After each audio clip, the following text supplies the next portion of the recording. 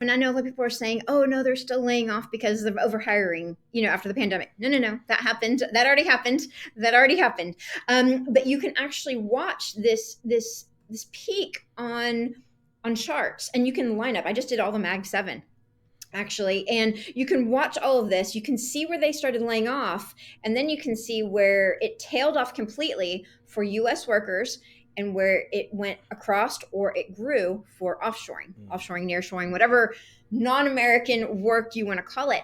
And so honestly, and I know a lot of people really focus on the H-1Bs here, and yes, that is an issue. Again, it's optics at the time where so many Americans are out of work, struggling to find jobs. I think today, what was it? There's more people unemployed in the US today than there are job openings Wow. for the first time since April 2021. That just came out today. You know, I think it's worse than that. I think it's worse than we even think it is. But that's diving into BLS numbers, and that's a whole nother conversation we can do another day. But when you look at all of this, and you actually see what is happening with the scope of jobs, it's no wonder people are struggling. And at the end of the day, people don't care what the unemployment rate is if they can't get a call back on a job they're highly qualified for, when those jobs are being listed, and companies are maybe bringing you in for an informal interview or something, and then you don't hear back or whatever. And then you look at all the jobs that are available offshore. Especially, it's very easy to look at like the Mag 7 just as a general snapshot to see what's going on, and you see the jobs that used to be in Seattle are now in Bangalore for a third of the cost.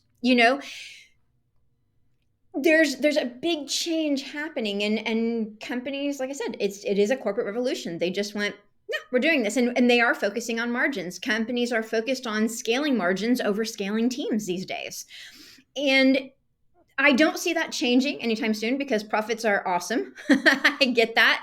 Investors are loving it, the stock market's loving it. I mean, look what's going on. you know do I think it can keep going higher and higher and higher and the bubble doesn't pop? No, I don't. When that happens, I'm not sure, but you're right. I believe companies they do know some kind of an end game, and you could go down so many conspiracy theories with this, and a lot of people think, oh, companies realize, oh, UBI is coming, or they just expect UBI is coming, and this is why they're doing it, to make the most amount of profit before they have to contribute to UBI, or it's just over, and the market kind of comes back down to reality.